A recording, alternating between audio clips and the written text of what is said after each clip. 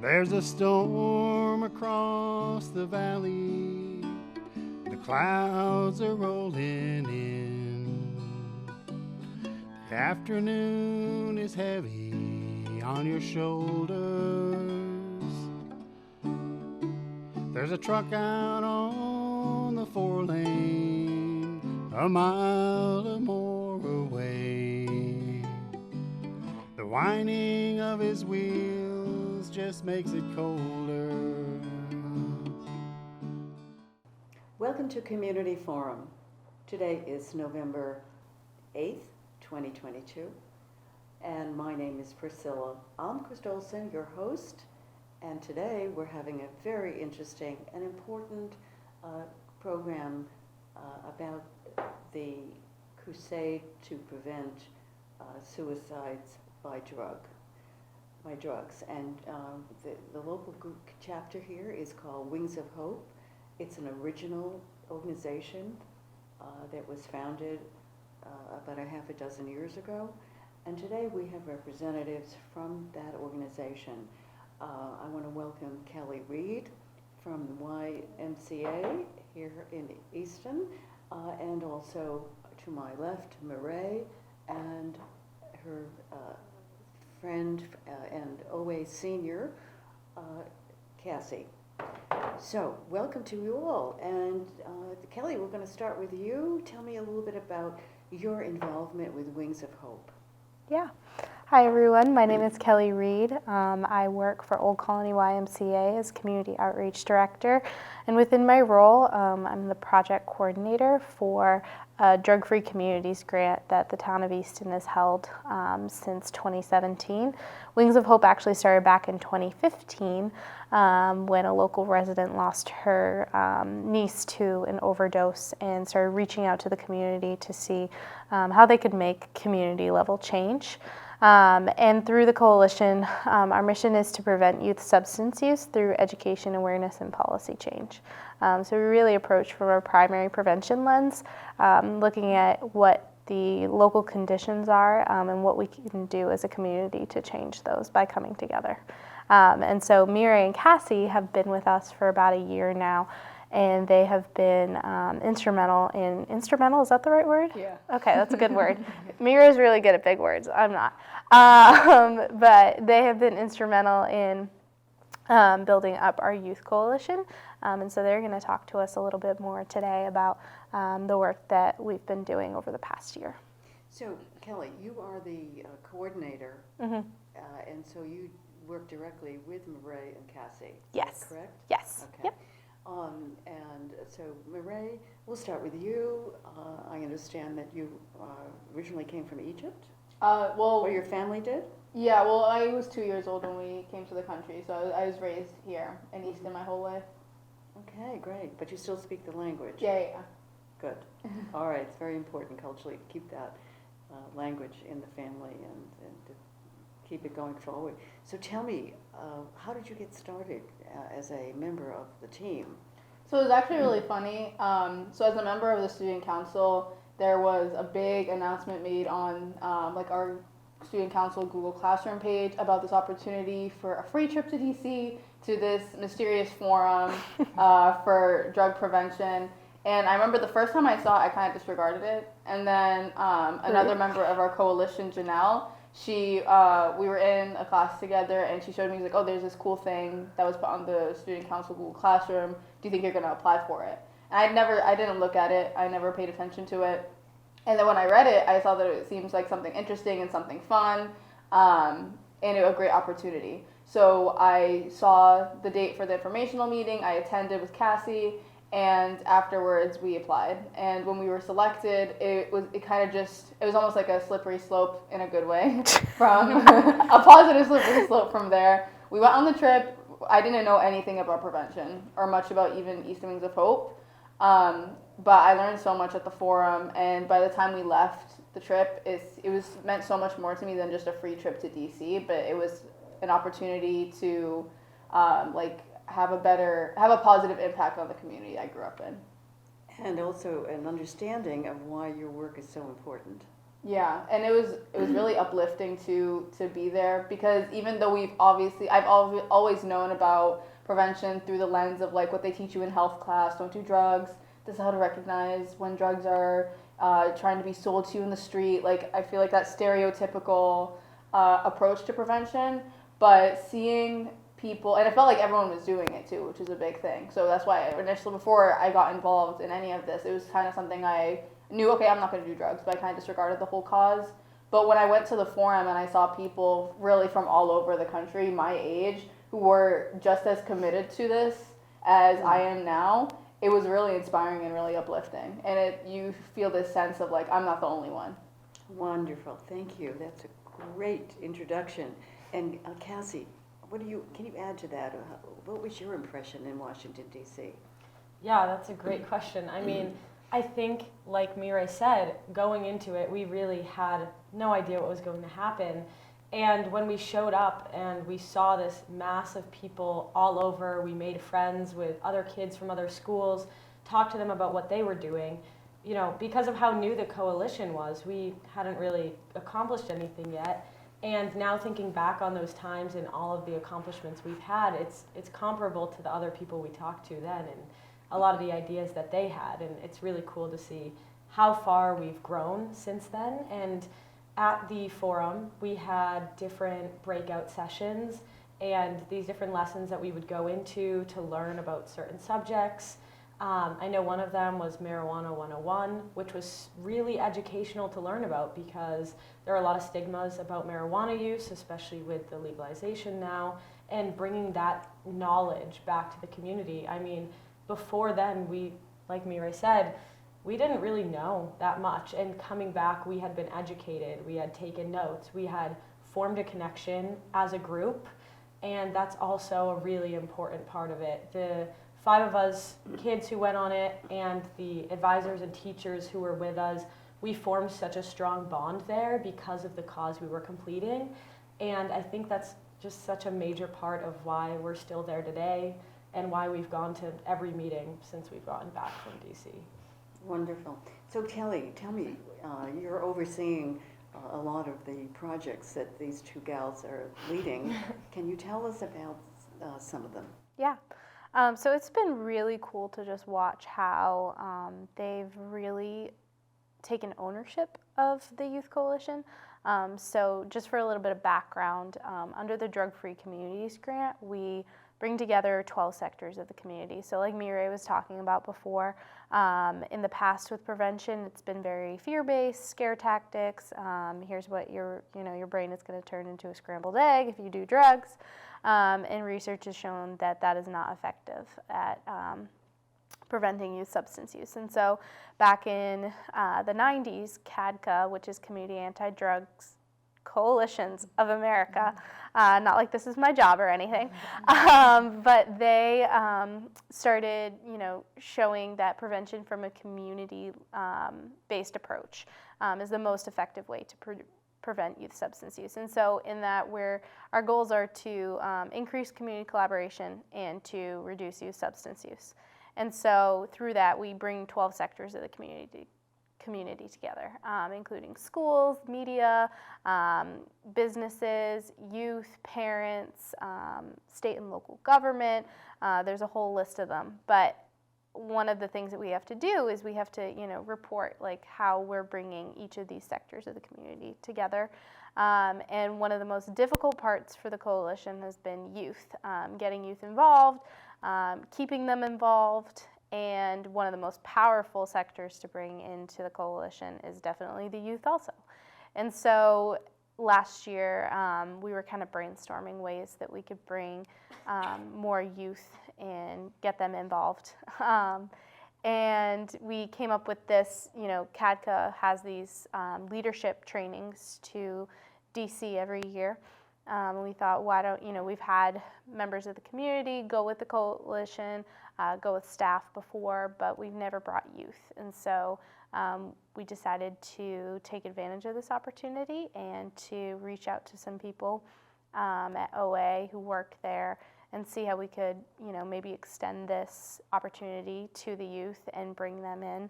And so having them be involved has just been, there were 5 of them that went, and they've invited their friends and increased social media engagement, and it's just become something that people join together to do in the school. So Kelly, do you feel that the major outreach is through social media?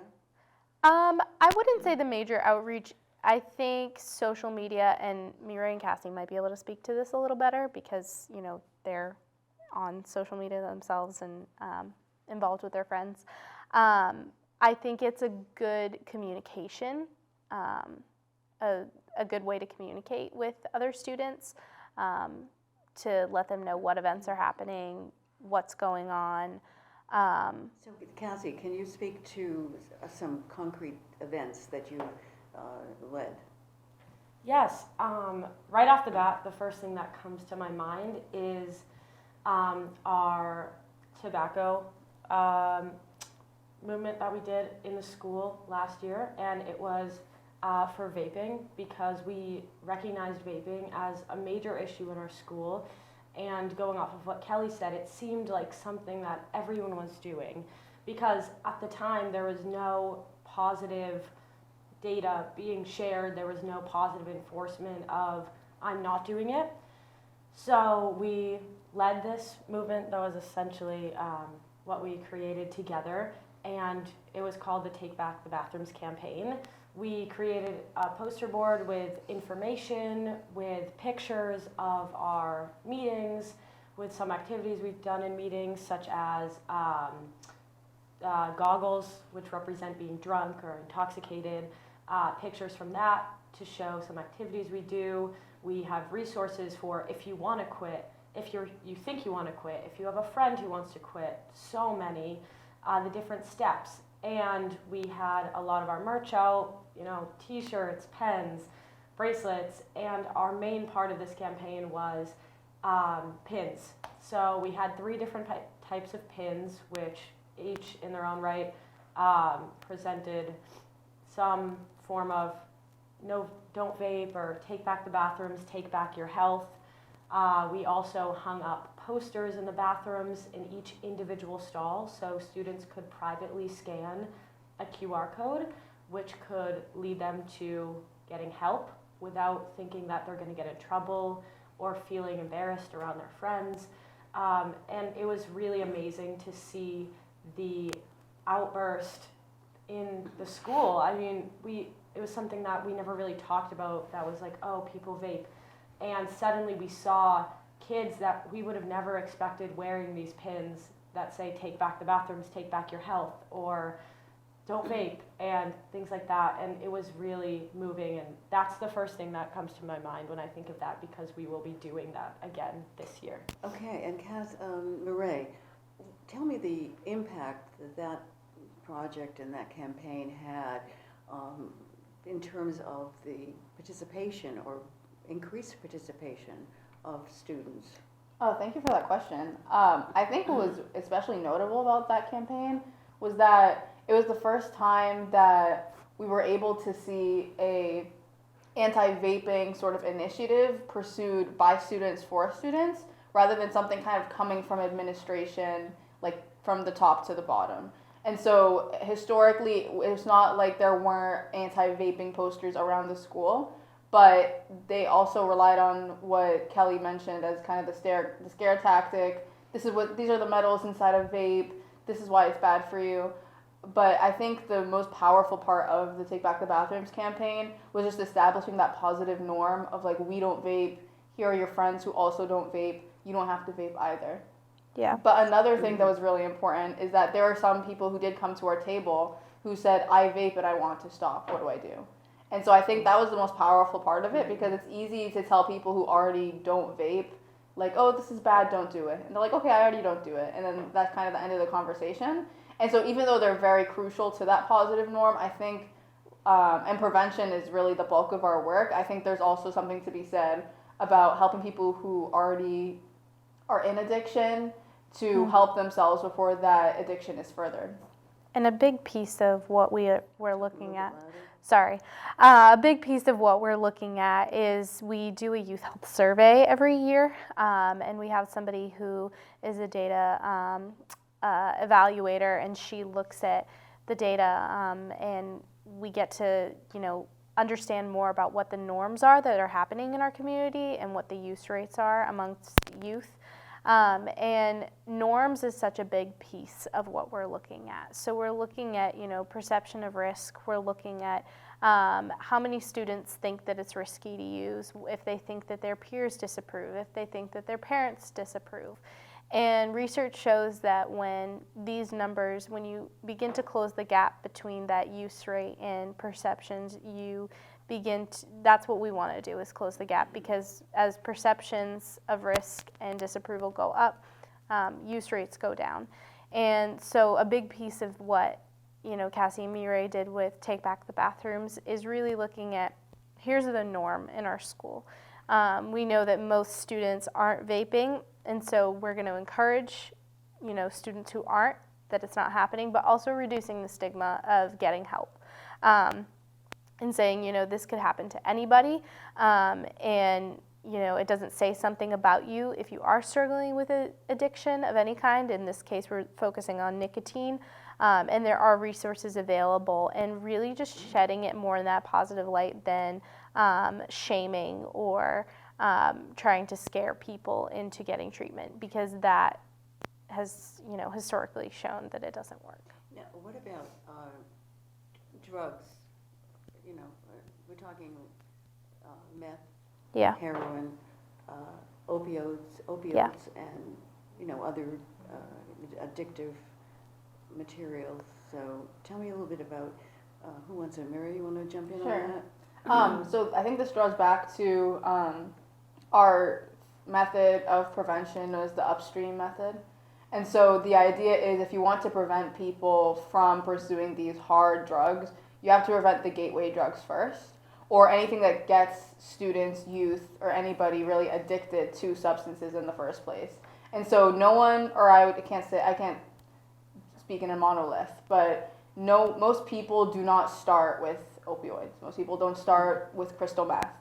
The majority of these hard addictions start with, trying someone's vape for the first time, taking one puff of weed for the first time, stuff like that. And so with our work, the idea is, if we want to prevent people from going off the deep end, for lack of better words, with these harder substances, we have to start in the beginning of the problem with people having access to certain substances, people getting addicted to substances, and people having kind of like that craving that could be occupied, or that could be caused by other things. A lot of what we do as a coalition also has to do with mental health and self-care, self-wellness.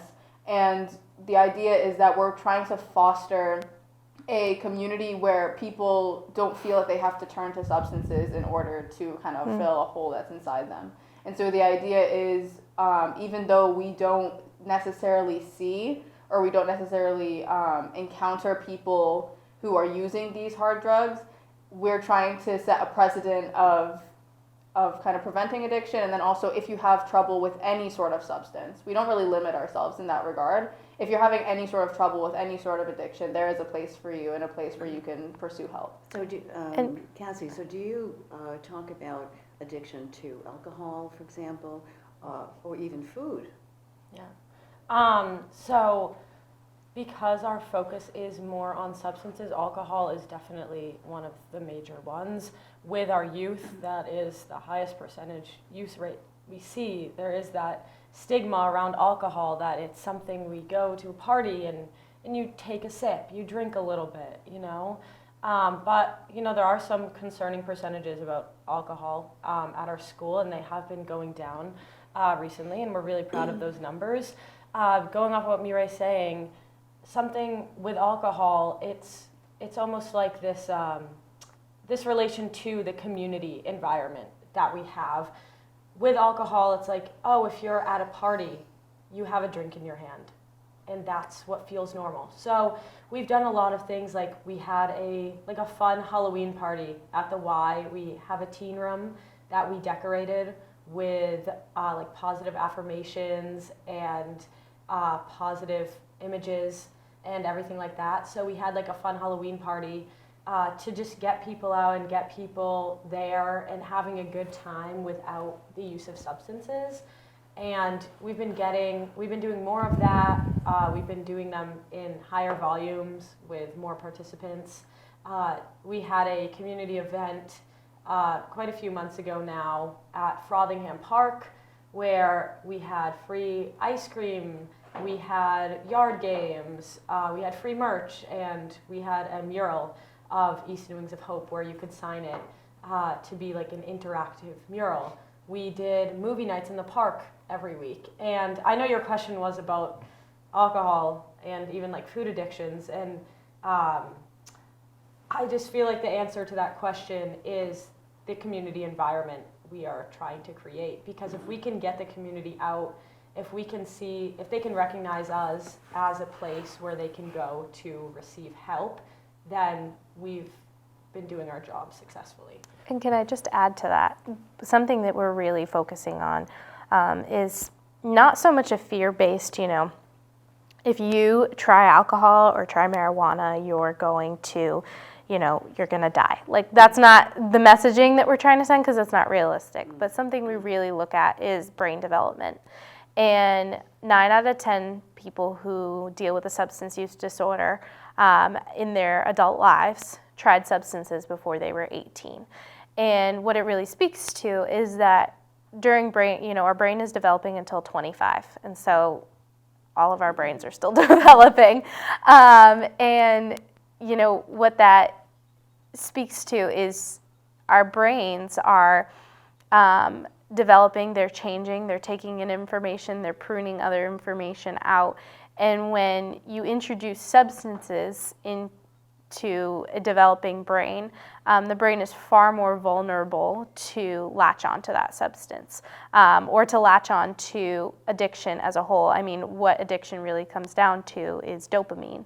And so when dopamine levels at a young age are rising due to, they're drinking at a party, trying a joint, it's affecting the way the brain takes in that dopamine. And I'm not a scientist, I'm not by any means, but there's a really cool resource that explains a little bit more about it. It's called Operation Parent, and something we really want to, express to parents is this whole concept of brain development and protecting your kid's brain by making expectations clear that, I expect that you're not going to drink alcohol, and if you do, there's going to be consequences, and it doesn't make you a bad kid. It doesn't make you, it's not going to ruin your, career or whatnot. But it's an expectation because it's for your safety. And anyway, so this resource, Operation Parent, shares some webinars on, brain development and how that works. And I think that can speak to anything, whether it be food addiction, drug addiction. There's so many things that our brains can just latch onto. And like Cassie and Meray were talking about, is really building up, those protective factors of how are we building up our community to be stronger and sending messages that educate and raise awareness to reduce those risk factors. Tell me something. Have you created resources to get this message across? For example, a little pamphlet for parents, Protect Your Children's Brains. Have you managed to do any of that? That's actually really funny that you mentioned that, because we are working on something right now. We're working on a little infographic card for parents that talks about preventing substance use. So there's kind of 3 categories that we put into it.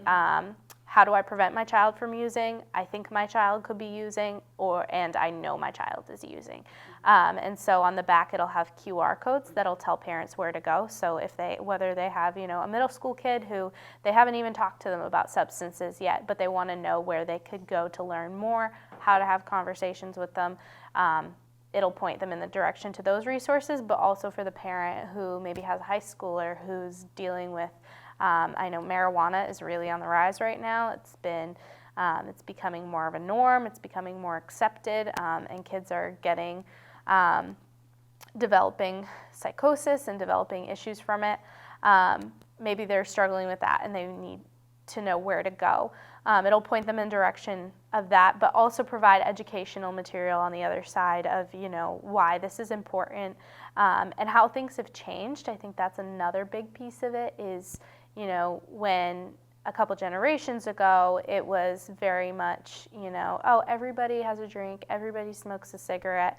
But it's important to note, too, that substances are getting more potent, especially with marijuana. THC levels are higher than they've ever been, and causing a lot of issues with, brain development and students getting, using it as a coping mechanism for mental health issues. And then, there's the whole other conversation of fentanyl and how it's, anything that's bought off the street could contain it. Could kill you. Essentially, yeah, because if it's laced with it, the amount of fentanyl that it takes to kill somebody it's mind-blowing. Yes, Easton has not been, Easton has been affected, let's put it that way, by overdoses that have resulted in deaths. And I know of 2 or 3 people who have met that horrible end. So it's so important. I mean, do you have statistics about Easton and overdoses? We do collect data from the police department on overdoses.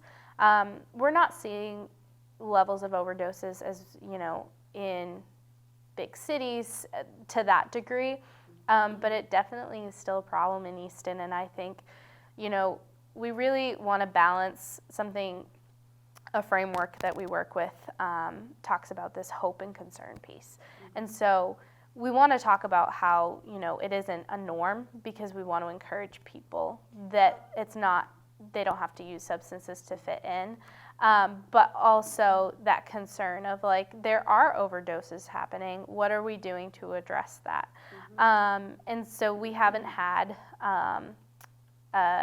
a lot of deaths in Easton compared to some other communities. No, I know that, but I also know that there have been a lot of young people who've been rescued by Narcan because the police had carried the Narcan with them, and EMTs do.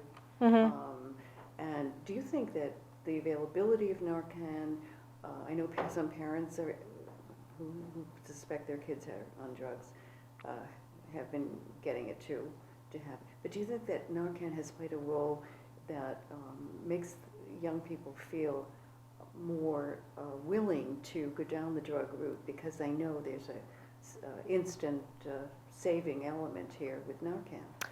I'm not an expert by any means. From what I understand, I also don't think that it's something that somebody wakes up someday and says, I'm going to be addicted to opioids.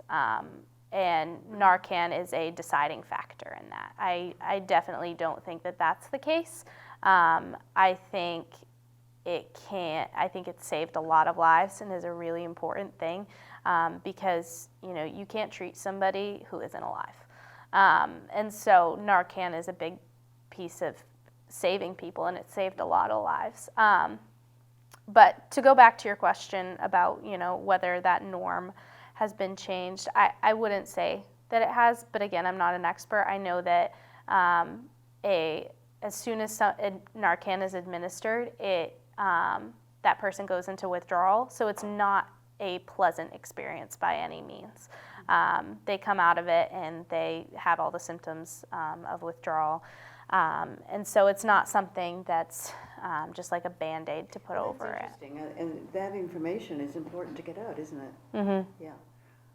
So do you have, Meray and Cassie, do you have is it a club that you have at OA besides a movement? I mean, do you consider it a club where people can join with you, and do you have a membership list? All of those kinds of things that create a movement. So we are a coalition in Easton, but we do work a lot in conjunction with the 84 Club at OA and even at the Easton Middle School. And so they're very much intertwined, where we're always letting new people into the coalition.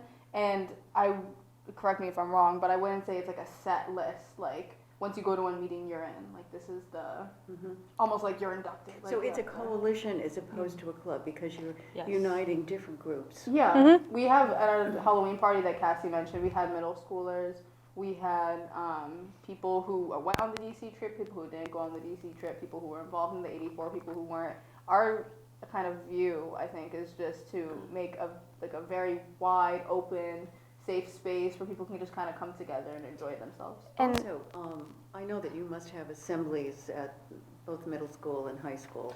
So have you attracted the speakers who can speak to the students? That's And has ECAT filmed them? Because I think if you do have speakers, then we as a station should be there filming it for the wider audience, especially parents and grandparents and we've concerned had citizens. some speakers come from an organization called Minding Your Mind. I'm not sure. That's something in the future that we'd have to check up on if it's something that could be recorded, because we do, pay them to come and to speak. We had them come speak to the 5th grade and the 8th grade on mental health last spring.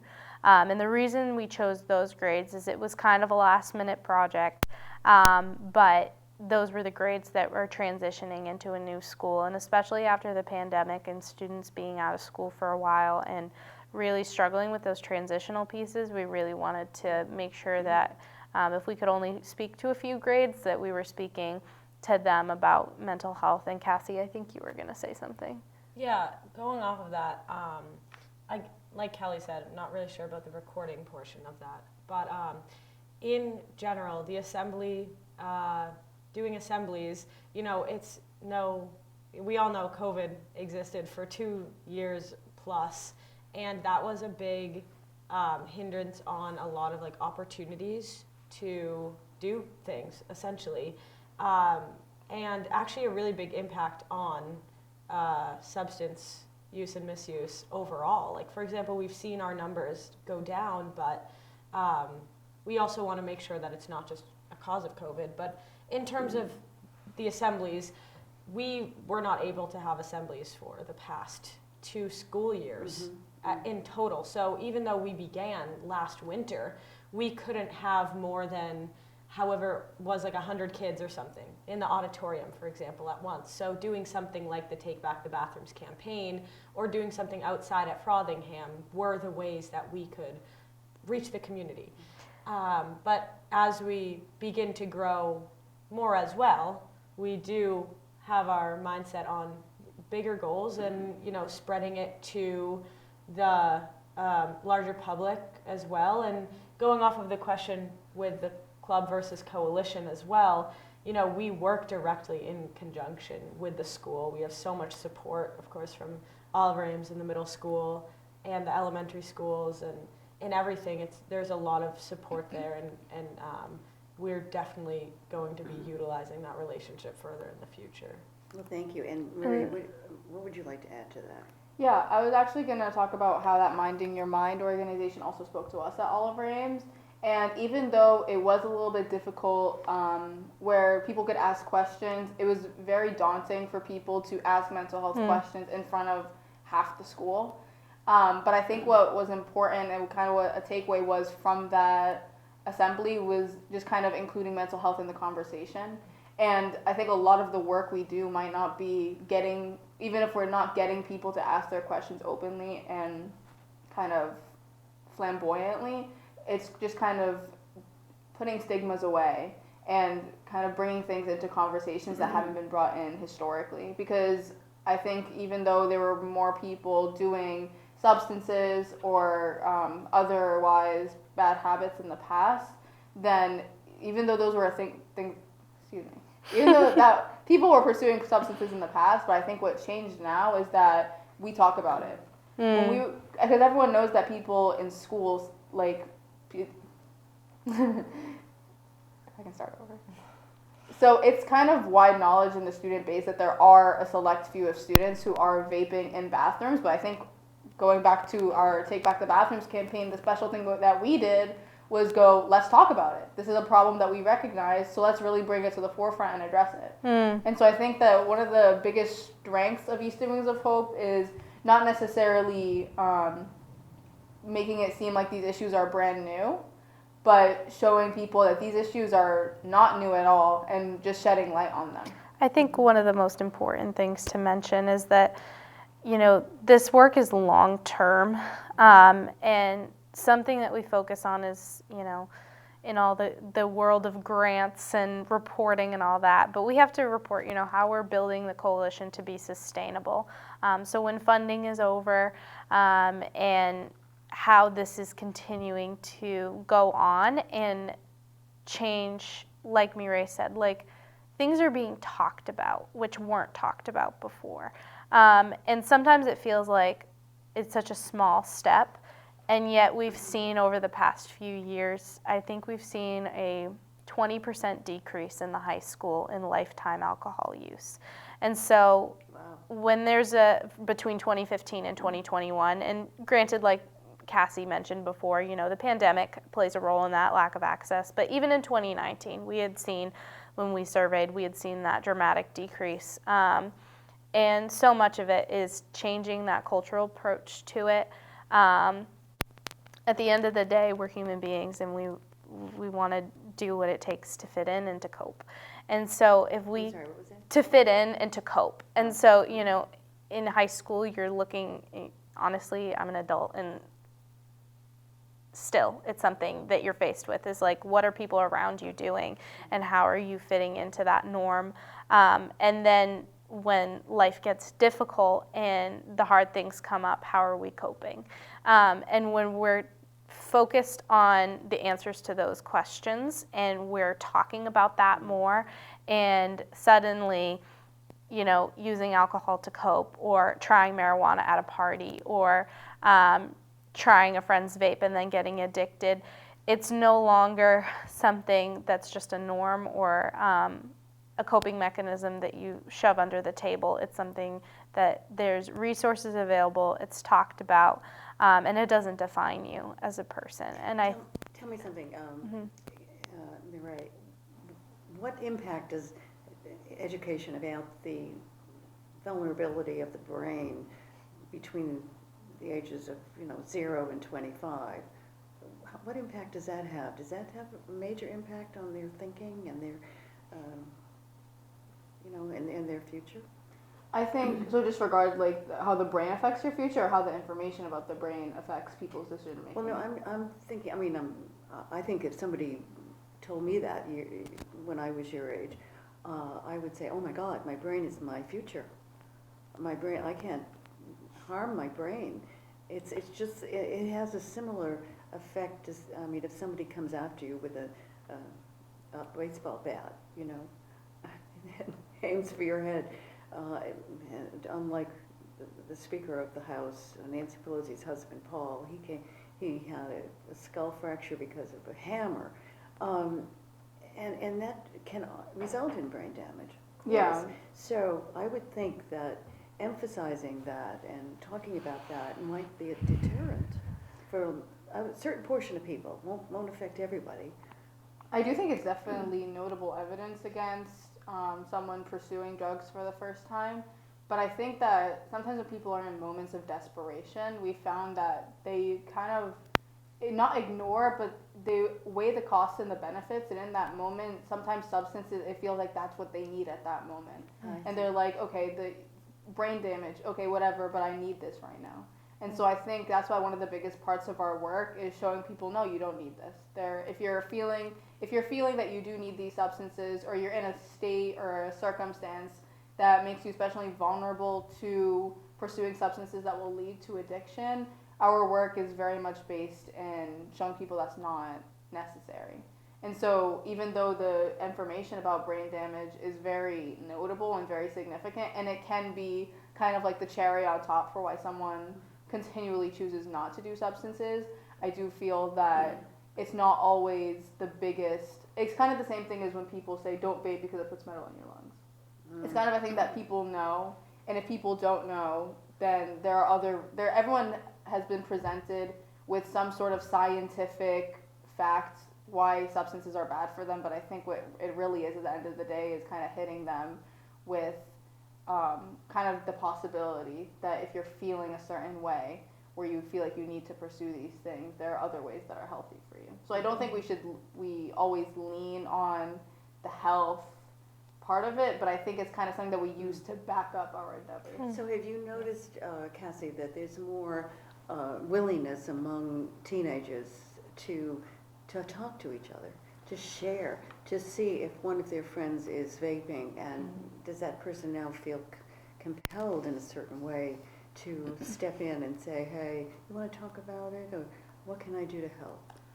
That's a great question, and I think that's really what we're targeting here at our schools. We're trying to let people know that it is something they can talk about. And honestly, going off of your question, I don't necessarily know if, the majority of people are more inclined to talk about it, just from my perspective and my experience in high school. But I think once one person gets the ball rolling, it is a lot easier for people to jump on that and be like, you know what, yeah, you're right. And going off of what Meray said earlier, how people would come up to us and be like, I am addicted to nicotine.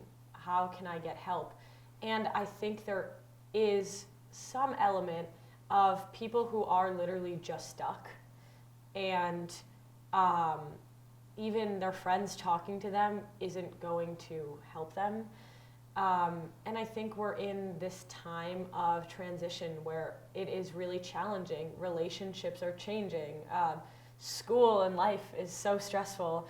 The brain is developing.